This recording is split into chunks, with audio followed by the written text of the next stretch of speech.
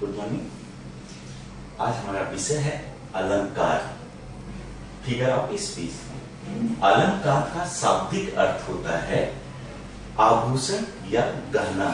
संस्कृत में भी एक उक्ति है, अलंकरोत इति अलंकारा। अलंकृत में चमत्कृत करना या चमत्कार उत्पन्न करना या सजाना।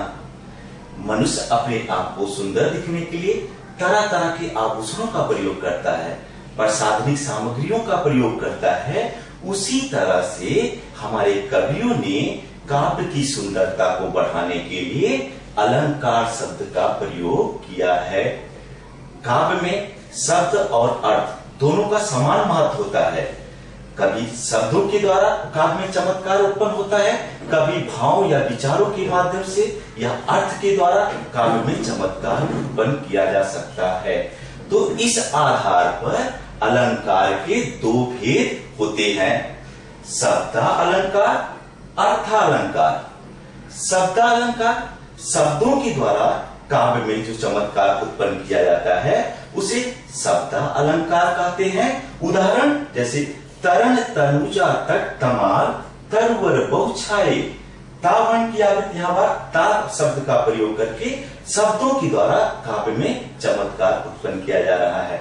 दूसरा अर्थालंकार, अर्थ के द्वारा भावों के द्वारा अभिव्यक्ति के माध्यम से जब काव्य में सुंदरता उत्पन्न किया जाता है वहां पर अर्थालंकार होता है।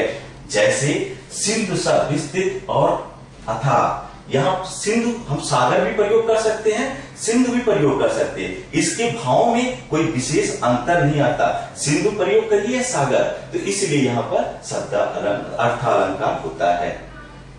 शब्दालंकार के तीन भेद हो जाते हैं। शब्दालंकार के तीन भेद होते हैं, अनुप्रास, यमक और श्लेष। अनुप्रास अलंकार में एक वर्ण की आवृत्ति बार बार की जाती है। एक वर्ण की, जैसे ऊपर अभी आपने शब्दालंकार का उदाहरण देखा था, तरन तनुजा तट तमाल, यहाँ पे ता वर्ण की आवृत्ति बार बार हो रही है। तो अनुप्रास अलंकार में एक वर्ण की आवृत्ति बार बार की जाती है, वहां पर अनुप्रास अलंकार होता है। जैसे चार चंद की चंचल किरणें खेल रही जल थल में, चावर्ण की आवृत्ति बार बार हो रही है, इसलिए यहाँ पर अनुप्रास अलंकार होता है। सेकंड है यमक अलंकार। यमक का अर्थ होता है जोड़ा। एक शब्द बार बार, कोई शब्द बार बार आता है लेकिन उसके अर्थ अलग अलग होते हैं, वहां पर यमक अलंकार होता है। जैसे काली घटा का घमंड घटा। काली घटा, घटा शब्द यहाँ आया, दूसरा घमंड घटा। घटा दो शब्द बार आ रहा है, तो पहले घटा का शब्द होता है बादलों का जमघट, दूसरे घटा का शब्द होता है कम होना। तो यहाँ पर घटा के दो शब्द आए लेकिन दोनों के मीनिंग अलग अलग आते हैं, इसलिए यहाँ पर यमक अलंकार होता है। तीसरा हमारा होता है श्लेष अलंकार। श्लेष मतलब चिपकना। एक शब्द आता है लेकिन उसके साथ एक से अधिक अर्थ निकल सकते हैं। एक शब्द जो बार बार आता है, एक ही शब्द आता है लेकिन उसके अर्थ अलग अलग आते हैं, वहां पर श्लेष अलंकार होता है। जैसे मधुवन की छाती को देखो, सूखी कितनी इसकी कलियां। यहाँ पर कलियां शब्द एक बार आया लेकिन कलियां के दो अर्थ आते हैं।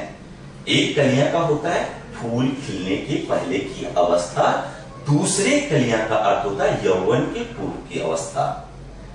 सेकंड हमारा आता है अर्थालंकार। अर्थालंकार के बहुत सारे भेद होते हैं, उपमा अलंकार, उसके बाद उत्प्रेक्षालंकार, रूपक अलंकार, अतिशयोक्त अलंकार, मानवीकरण अलंकार, बहुत सारे इसके भेद होते हैं।